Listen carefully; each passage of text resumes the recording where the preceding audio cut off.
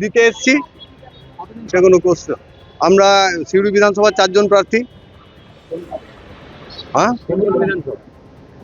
সিউড়ি, দুবরাজপুর, ময়ূরেশ্বর, সাঁইথিয়া।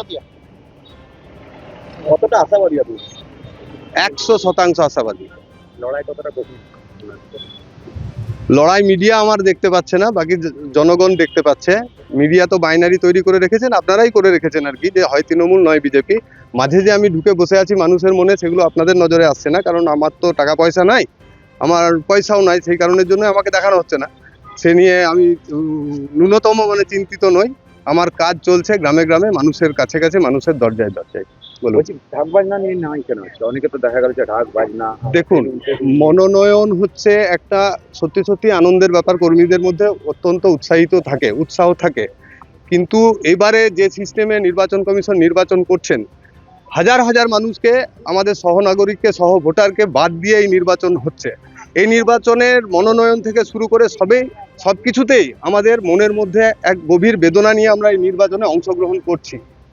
সেই কারণের জন্যই সেই মানুষদের যারা ভোটার তালিকা থেকে বাদ গেছেন, তাদের সমবেদনা জানানোর জন্য এবং তাদের সমব্যথী হওয়ার জন্য, তাদেরকে সব রকমের সাহায্য সহযোগিতা করার জন্যই আমাদের বাজনা, ঢোল, হ্যান ত্যান, হাবি জাবির পরিবর্তে আমরা এই সাধারণভাবে এই মিছিল করেছি। এবং এটাই হচ্ছে আমাদের পার্টির, বাম ফ্রন্টের এবং সহযোগী দলগুলোর হচ্ছে অঙ্গীকার, যে সব ভোটারের নাম ভোটের আগে ভোটার তালিকাতে তুলতে হবে যারা বৈধ।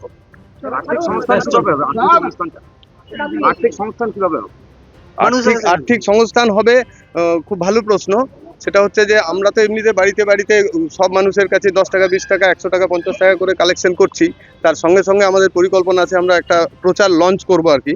আপনারা দেখতে পাবেন যে প্রার্থীর জন্য অনেক শুভাকাঙ্ক্ষী মানুষ রয়েছেন, তারা জানতে চাইছেন যে কিভাবে আমরা অর্থ একটু দিতে পারবো সামান্য। সেই কারণের জন্যই আমরা এই ক্রাউড ফান্ডিং এর জন্য এই ব্যবস্থা আমরা করেছি, যেটা আমরা অফিসিয়ালি সোশ্যাল মিডিয়াতে লঞ্চ করব।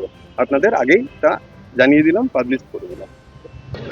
আজকে আমরা এসডিও সাহেবের চেম্বারে সিউড়ি বিধানসভা, দুবরাজপুর বিধানসভা, সাঁইথিয়া বিধানসভা, ময়ূরেশ্বর বিধানসভার আমরা নমিনেশন জমা দেবো। ভারতীয় জাতীয় কংগ্রেসের পক্ষ থেকে আমরা মনোনীত হয়েছি, ভারতীয় জাতীয় কংগ্রেসের পক্ষ থেকে। আজকে আমরা বর্ণাঢ্য মিছিল করে বহু মানুষের সমাগম হয়ে, আমরা বহু মানুষের আশীর্বাদ নিয়ে, সিউড়ি মানুষের আশীর্বাদ নিয়ে, মা তারার আশীর্বাদ দিয়ে, পাথরচার্বির আশীর্বাদ দিয়ে আমরা আজকে নমিনেশন ফাইল দাখিল করছি। আমরা আশাবাদী। সিউড়ি কংগ্রেসের মাটি, এবং কংগ্রেস কিছুটা পিছিয়ে পড়েছিল, কিন্তু এখন দেখছেন মানুষের ঢল যেভাবে নেমেছে কংগ্রেসে, হ্যাঁ, স্বতঃস্ফূর্তভাবে, কাউকে ভাড়া করে আনতে হয়নি, কাউকে টাকা দিয়ে আনতে হয়নি, কেউ সেলফ হেল্প গ্রুপের নয়, কিছু নয়। কংগ্রেস কর্মীরা একত্রিতভাবে সব গোটা বীরভূম জেলায় ঝাঁপিয়ে পড়েছে। কংগ্রেস একটা ভালো রেজাল্ট। আমাদের দুজনেই মূল প্রতিপক্ষ। আমরা কোনো ব্যক্তি কেন্দ্রিক রাজনীতি করি না। এখানে উজ্জ্বল চট্টোপাধ্যায় বা জগন্নাথ চট্টোপাধ্যায় ব্যক্তিগত কেউ আমাদের শত্রু নয়। আমাদের এখানে নীতির লড়াই, আমাদের এখানে এথিক্স লড়াই।